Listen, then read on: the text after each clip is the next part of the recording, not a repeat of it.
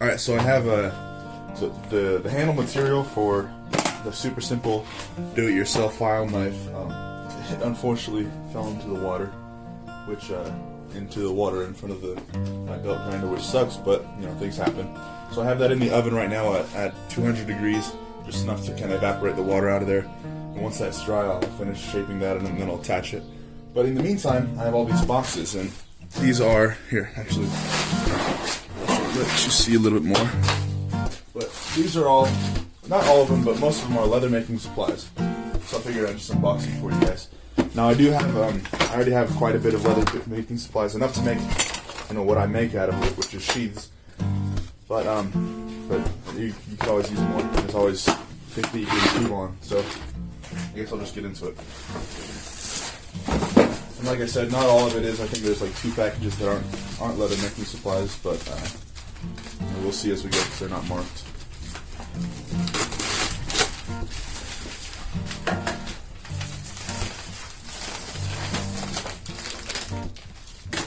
Okay.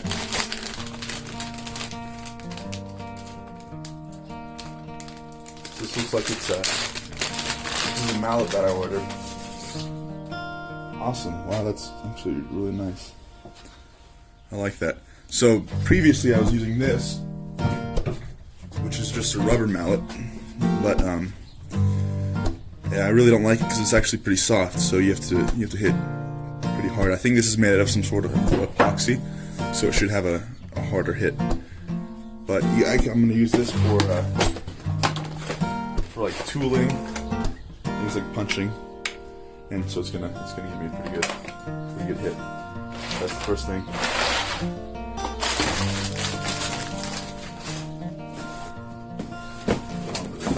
Second smallest box.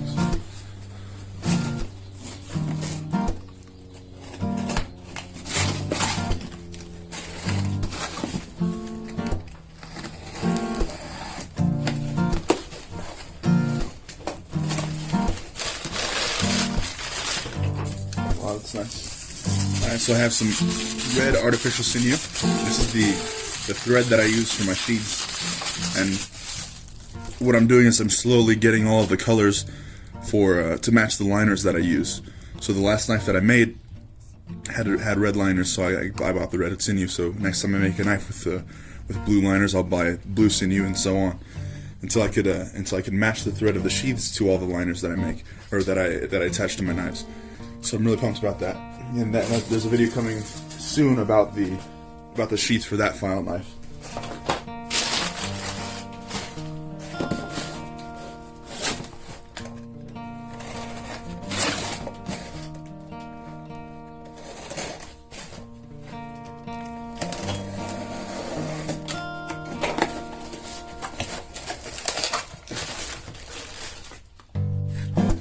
So this one's just some black leather dye. I already have brown, and brown is predominantly what I use for the sheath, and I'm going to be using the black for the edges. I've seen a lot of knife makers do that with their sheaths, and I think it's just overall a better look. So that's going to be pretty cool. It's a new thing. I'm always trying new things, and if I don't like it, I won't keep doing it, but if I do, I'll keep doing it. I think this is multiple things, but I'm not sure.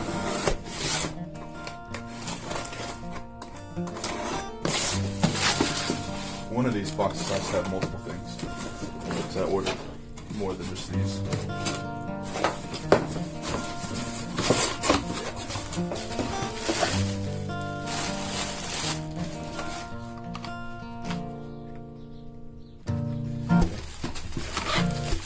These aren't for leather making. These are just some chemical resistant spray bottles.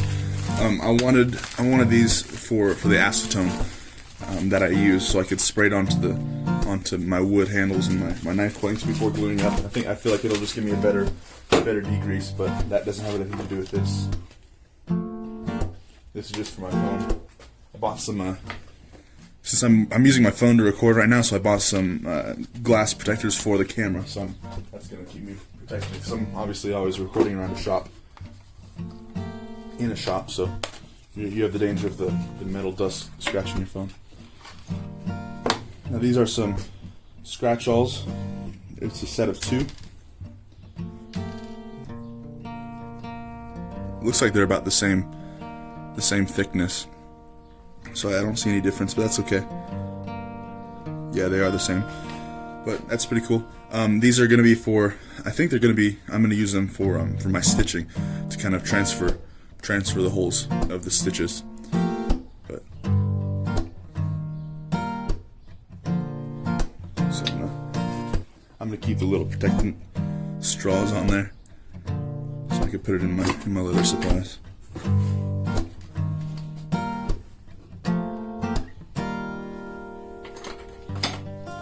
And I've got some Aussie leather conditioner. This is to waterproof your leather. It has a beeswax base to it. I believe there's some more chemicals in it, but it is a beeswax base. And this is, I just put it on my leather afterwards. Actually, I haven't used this, but I've used a similar product, which is Snow Seal, for my sheaths before. You just kind of put it on your leather, and then use a heat source like a hair dryer or a heat gun, and then it kind of soaks into the leather and protects it from water and snow and pretty much just the elements in general. So I'm gonna start using this. I'm gonna try this. If I like it, I'll keep using it. If I don't, I'll just go back to Snow Seal, because I did like that. So there's that. And then the last thing in this box are D-rings. These actually look kind of big, but we'll test them. So these are for, I don't know if they're too big or not. What these are for my knives. Now obviously this is a cardboard template of the sheath, but this is for the knife sheaths. You kind of put it on. Well, maybe it's good enough. I don't know, we'll see. You put it on there, and then you could attach the dangler like this.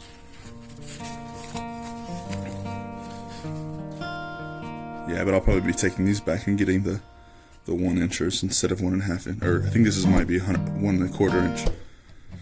But yeah, I'm excited to start using those.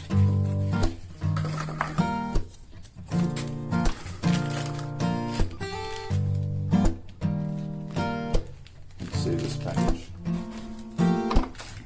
just in case I do end up taking those back. And the last box, but I already know what's in this one, so I know it's not the least. Might be one of the most important things of leatherworking, and you'll see. Packaged very well. I think it's just one thing. Yeah, it looks like it. This is just my working mat. This is a mat that I can use to cut on and punch on and all that. But using this won't dull my tool supplies or my cutter, and it's a self-healing mat as well. Now I'll probably go back one day and I'll buy the very large one. There's one that's like 2 feet by, I don't know, 3 feet or so. But this is good enough for right now. It's good enough that I could put it on my table and not worry about damaging my leather on the table. And also it's self-healing, so I could cut on it and it'll kind of just adhere it back together. But yeah, that's it. That's it for everything that I've gotten today in terms of leather making supplies. So that's my my Amazon haul. Hope you guys enjoyed.